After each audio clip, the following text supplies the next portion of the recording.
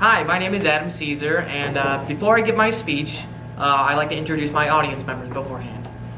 So without further ado, I'm Tom. I'm Angelo. I'm Ryan. Okay, I'm just gonna let them get situated first.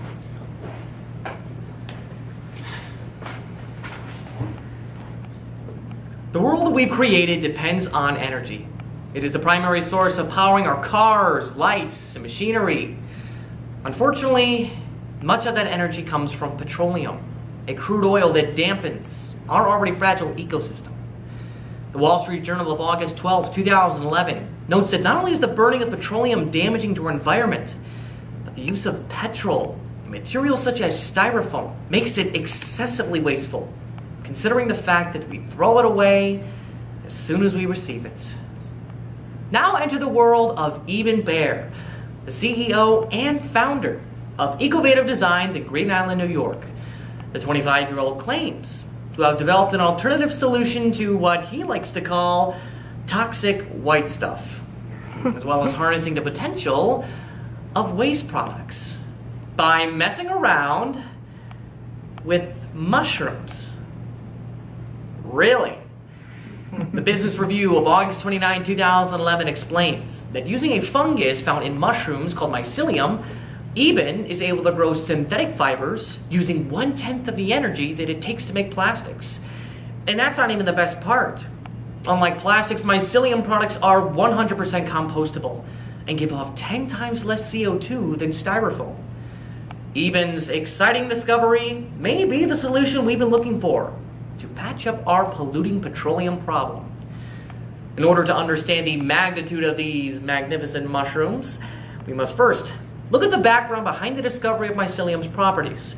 Second, uncover the growing number of applications that mycelium may be applied to, before finally taking a look at the groundbreaking implications that the New Jersey Times of August 9, 2011 calls the U.S.'s homegrown solution to bring us towards a green global economy.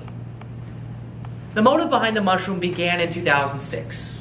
Eben and his roommate Gavin were working together on a project at Rensselaer Polytechnic Institute in Troy, New York. According to CNN of April 1st, 2011, they were assigned to create a new type of adhesive using only natural resources.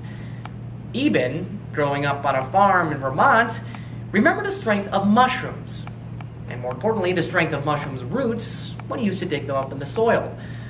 Curious about the possibility, the two spent the next 3 months experimenting with mushrooms. And once all hallucinations were over, they went to the lab. New Jersey Today of August 9, 2011 explained that Eben and Gavin grew mushrooms under their dorm room beds, tinkering with different sources of heat and light, eventually leading to the growth of mushroom roots, minus the caps. Mycelium roots in and of themselves are not very useful, but thanks to the work of Eben and his roommate Gavin, they developed a method to turn the roots into reality. The product boasts many outlets because you can use almost anything to feed a growing mushroom root bed. In his 2010 presentation at the TED Conference, Eben explains that they take their feedstocks, or in this case, wheat chaff and oat hulls, and simply combine it with the mycelium in a pre-made mold. As a result, mycelium fuses with the feedstock and hardens to create the final product, an alternative to styrofoam. The process only takes 5 days. And while petroleum-based styrofoam takes 24 hours to produce, mycelium creates an eco-friendly product that fits the ideology of a greener earth. In a PBS interview with Eben on December 30th, 2009, he explains that unlike styrofoam, mycelium uses a fraction of the energy, requires waste feedstocks, and has no negative impact on the earth when you dispose of it. Now that the idea of mycelium seems to be growing on you, we can begin to see how it can be applied not only to the styrofoam industry, but insulation as well. Initially, mycelium can be used to replace styrofoam packaging material. With all the packages we receive in the mail today, we simply throw away the styrofoam corner blocks without even thinking of its implications.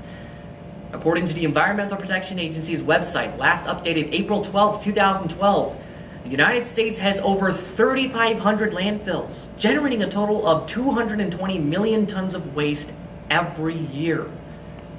25% of that is styrofoam. Luckily, Eben developed mycelium with the future in mind. Mycelium makes an impact because it follows nature's recycling system, such as when a tree drops its leaves, the leaves are then cycled into next year's topsoil. As Eben explains in a 2012 sustainability conference, when you receive a package containing the mycelium corner blocks, instead of throwing them away like you would with regular styrofoam, you can literally bury it in your own ecosystem, and it will biodegrade and enrich the soil in your area. And even if you're secluded in a dorm and have no access to soil on your campus, mycelium biodegrades entirely, even if disposed in a trash can. Styrofoam packaging is just one of the many things for which mycelium can replace. On top of that, conventional items, ranging from the desks you're sitting at to the ceiling tiles above us, can also be replaced by mycelium. The National Science Foundation added on July 26, 2011, that mycelium can replace coffee cups, surfboards, and even furniture. The previously cited CNN article even added that Eben and Gavin were working together on a project with the Ford Motor Company to help develop mycelium automotive bumpers, side doors, and dashboards. And while mycelium has its capabilities with absorbing shock, insulation is yet another attribute the mycelium slabs are capable of. Science Daily of July 28, 2011 explains that mycelium not only is insulating, but fireproof, waterproof, moisture-proof, and vapor-proof. Mycelium could be the cleaner, cheaper way of insulating our homes. Not surprisingly, Business Wire of May 24, 2011 announced that retired Vice President Jerry Weinstein of Owens Corning now serves on the board of directors with Ecovative Designs, opening the doors to a lot more offers in the near future.